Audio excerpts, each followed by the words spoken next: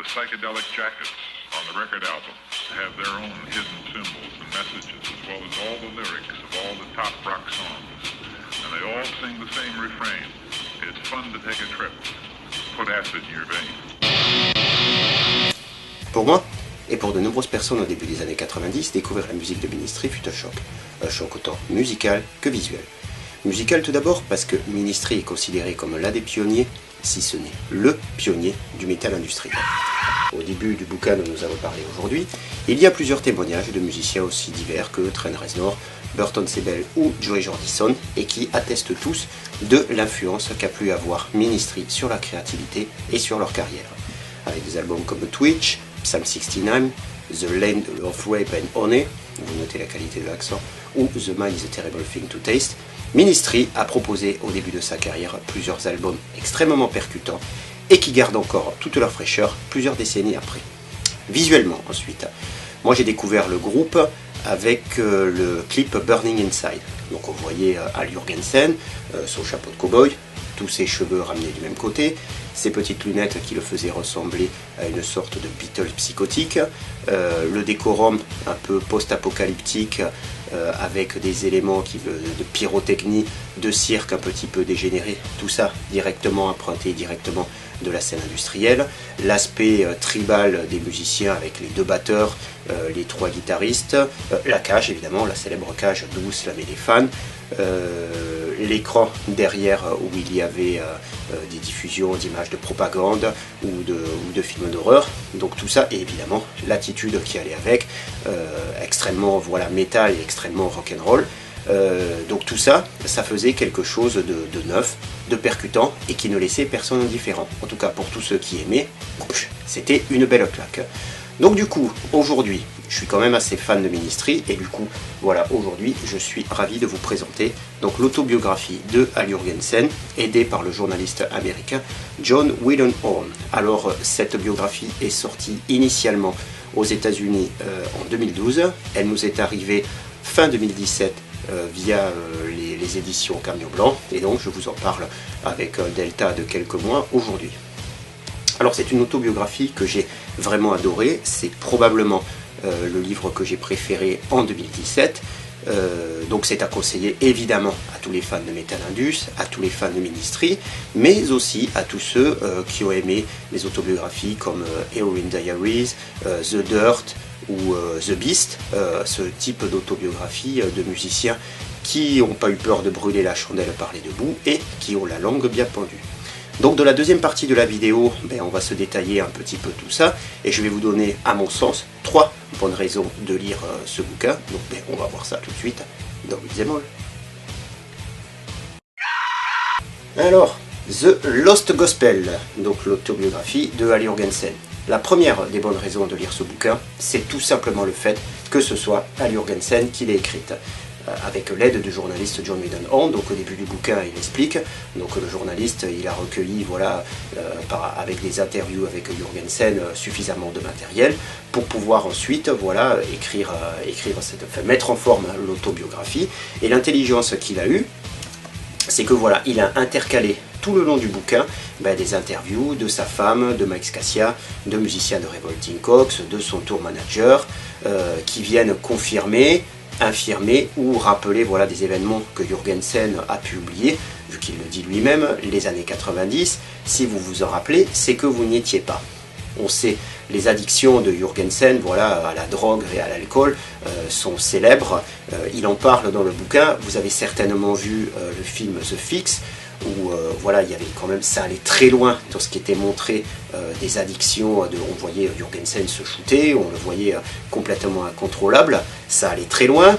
Dans l'autobiographie, ça va encore plus loin dans ce qu'il raconte de l'horreur de la drogue, de son addiction, des plans, voilà, des plans vraiment glauquissimes avec des groupies, de ses relations avec certains de ses musiciens, le music business, etc. Enfin, ça va quand même très loin dans le côté sombre de ce que raconte Al Jourgensen. Donc après le film, on se dit, voilà, vu tout ce qu'il livre, on se dit, il n'a plus grand chose à perdre. Donc du coup, ça amène un côté qui apparaît quand même assez honnête, d'autant que Jourgensen, il a cette particularité, c'est qu'il ne va pas chercher à venir s'excuser ou à venir justifier de ce qu'il y a de présent dans ce bouquin.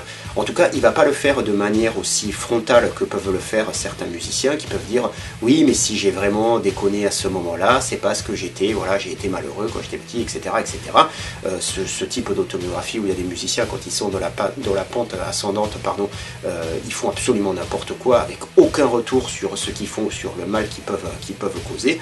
Et quand ils arrivent, voilà, au point de nos retours et où les docteurs commencent un peu à tirer la sonnette d'alarme en disant « Non mais voilà les gars, il va quand même falloir penser à se calmer », les types, du coup, ils se découvrent subitement une conscience, ils se découvrent une spiritualité, et pour certains d'entre eux, ils deviennent encore plus chiants que les personnes contre lesquelles ils s'étaient révoltés au départ de leur carrière. Donc Jürgensen, il est plus dans la nuance, il le dit d'ailleurs à la fin du bouquin en 2012 quand il dit voilà, maintenant mes voyants sont dans le vert, je suis clean, mais j'ai la vie la plus ennuyeuse que vous puissiez imaginer. Donc c'est quelqu'un qui est plus dans la nuance que ce que j'aurais pu imaginer, tout en ayant un côté voilà, extrêmement frontal dans ce qu'il décrit de sa vie.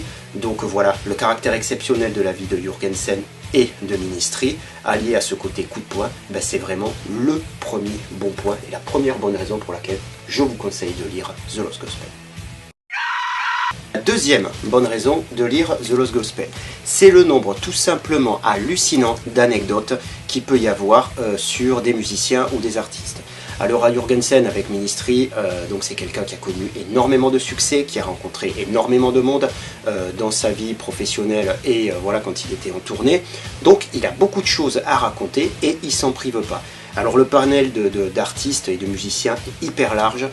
Alors, je ne peux pas tous vous les citer, mais je vais vous en dire quelques-uns. Donc, il y a William Burroughs, Timothy Leary, Steven Spielberg, Ice Cube, Metallica, Slayer, Anthrax, Megadeth, Paul Raven, Tommy Victor, Joey Jordison, Trent Reznor évidemment, Jonathan Davis, Lemmy Kilmister, Courtney Love, Madonna, Casey Chaos, Fred Durst, l'inénarrable Fred Durst évidemment. Qui c'est que j'ai pas cité, j'en oublie plein certainement quoi. Mais vous avez vu déjà le nombre de les Red Hot Chili Peppers, Tool, Henry Rollins.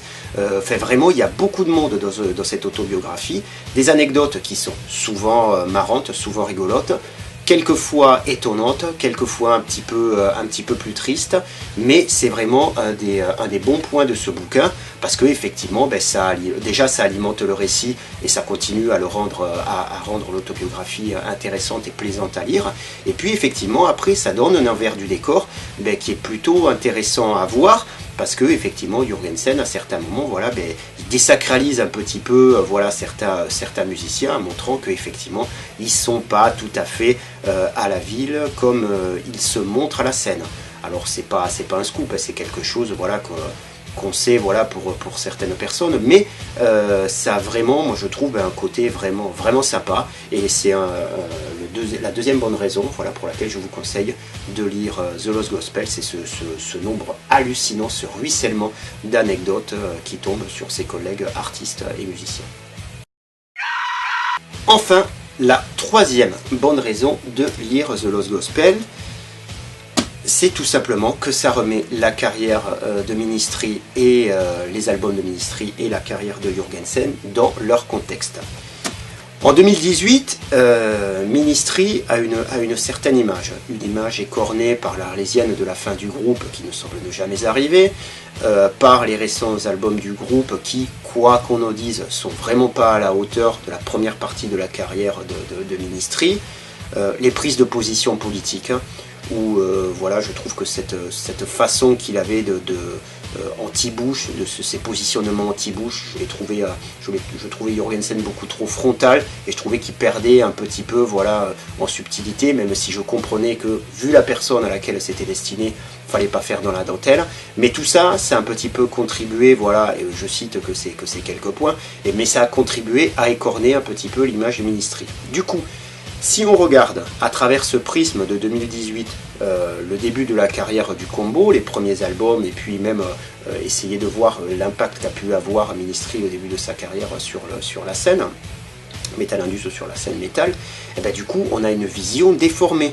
Donc du coup, quoi de mieux que de lire voilà, le témoignage des principales personnes qui étaient présentes à l'époque, des principaux témoins, des principaux artisans, pour vraiment saisir l'essence du contexte dans lequel ont émergé un album, des albums comme, voilà, comme Psalm 69 ou comme Twitch.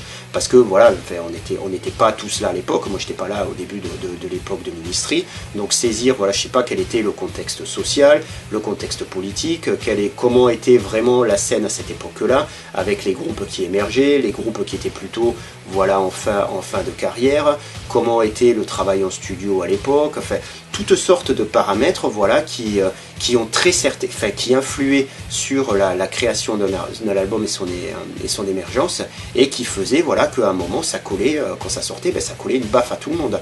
Alors moi j'ai toujours eu envie d'en savoir plus sur les albums que j'aimais et sur les albums légendaires, un album comme Psalm 69 ou un album comme Scream Bloody Gore au hasard, ou Altars of Madness. J'ai toujours eu envie d'en savoir plus sur les albums que j'aimais, sur les albums dits les classiques, parce que je trouvais que ça leur amenait encore plus de profondeur et encore plus de fond. Alors effectivement après on n'est pas obligé voilà, de vouloir un peu voilà, comme ça ben, se faire un petit peu un puzzle voilà, de l'histoire du métal, mais bon moi je trouve que c'est quelque chose de passionnant, et après dans les discussions qu'on peut avoir avec d'autres passionnés de musique, ben, on amène des événements qui sont plus factuels, plus étayés, et ça permet au final ben, d'avoir des discussions plus riches et de se recréer voilà, ben, un arbre généalogique du métal qui soit au final voilà, plus étayé. Donc du coup voilà, pour moi c'est vraiment une des troisièmes bonnes raisons de lire ce bouquin, c'est parce que Jürgensen et Ministry, Ministry ça a été un groupe qui a été très influent, et donc voilà, comprendre et connaître l'histoire de Ministry, ben, c'est connaître voilà, une partie de l'histoire du métal et une partie de l'histoire du métal industriel. Alors voilà, en conclusion, The Lost Gospel, ben, tout simplement un livre qu'il est bon à lire. Alors le directeur des publications de Camio Blanc, quand il m'a passé ce bouquin, il m'a dit tu vas voir, à côté The Dirt c'est du pipi de chat. The Dirt donc de Motley Crue.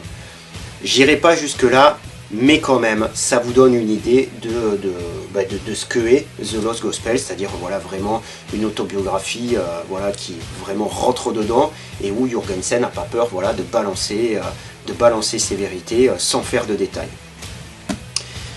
Quoi vous dire de plus sur là-dessus? Ben, il y a évidemment, voilà, c'est pas exhaustif, hein, voilà, ce que je vous ai dit en fait sur ce bouquin, ben, ça fait 620 pages.